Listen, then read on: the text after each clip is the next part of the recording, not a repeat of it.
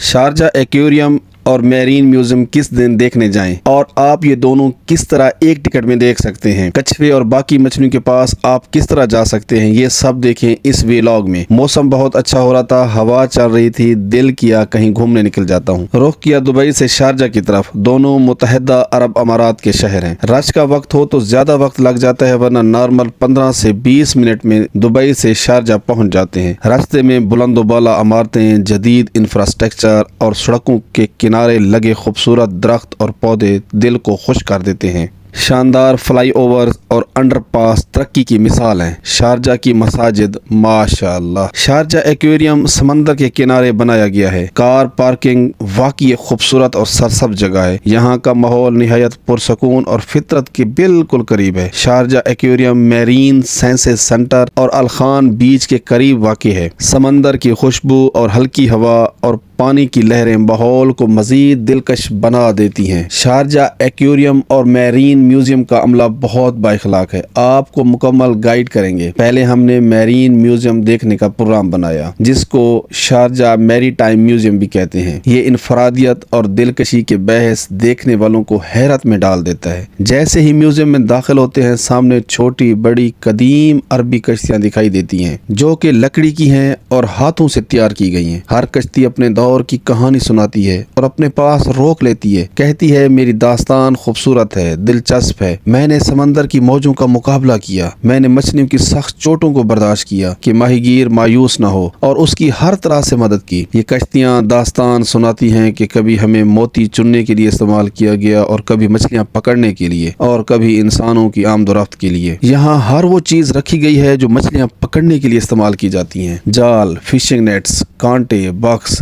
رسیاں، لکڑیوں کے اوزار، اور یہ سب چیزیں اس دور کے ماہی گیروں کی محنت، حکمت اور ہنر کو ظاہر کرتی ہیں۔ دیواروں پر لگے قدیم سمندری نقشے، کیمپس اور سمت معلوم کرنے والے آلے دیکھنے والوں کو حیرت میں ڈال دیتے ہیں کہ عرب کے ملاح کس قدر ہوشیاری کے ساتھ اور علم کے ساتھ سمندر کی گہرائیوں میں اترتے تھے۔ میوزیم کا اندرونی ماحول ایسا تھا جیسے آپ واقعی کسی پرانے بحری جہاز پر سوار ہوں۔ سمندر سے جڑے نقوش دل کو ایک خاص سکون دیتے ہیں۔ میرین میوزیم میں موجود لائبریری زیادہ بڑی نہیں، لیکن ماحول پرسکون اور سادہ ہے۔ لکڑی کے شیلفوں میں سجی کتابیں، عرب محلاؤں کی کہانیاں، قدیم جہاز رانی کے طریقے، ماہی گیری کے فنون، سمندری حیات اور موتی چننے کی تاریخ، خلیجی خطے کی بندرگاہیں، ورثہ۔ ہر کتاب سمندر کی گہرائیوں سے نکلتی کہانیاں، جدوجہد اور فخر کو جھلکتی دکھائی دیتی ہیں۔ شارجہ میرین میوزیم شاندار جگہ ہے۔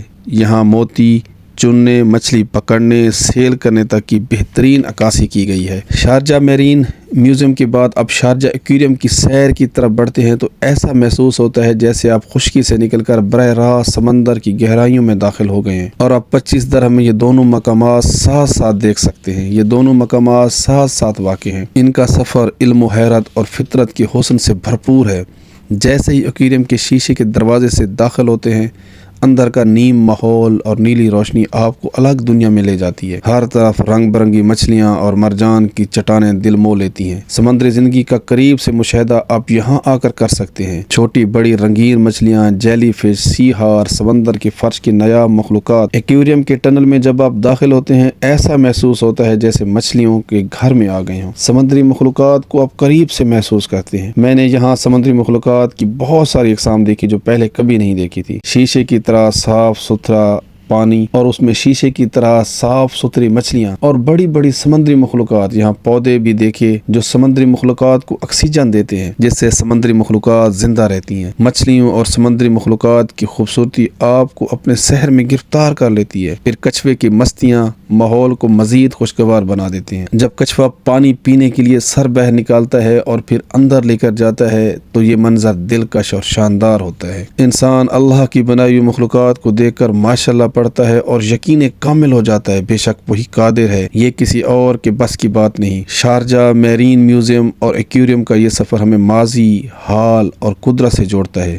بھوک کا احساس بھی انسانی فطرت کی نشانی ہے۔ بھوک زیادہ نہیں تھی، کچھ ہلکا پھلکا کھانے کا موڈ تھا تو رخ کیا پاکستانی برانڈ راحت کی طرف۔ راحت اچھا کھانا دیتا ہے، مگر سٹی سیالکوٹ اور قصر سیالکوٹ کے مقابلے میں مہنگا اور کنجوس طبیعت ہے۔ پیٹ پوجا کے بعد گھر کی طرف رخ کیا۔ آپ سب سے اللہ حافظ، ملتے ہیں نئے اور اچھے ولاگ کے ساتھ۔ فالو کریں، سبسکرائب کریں۔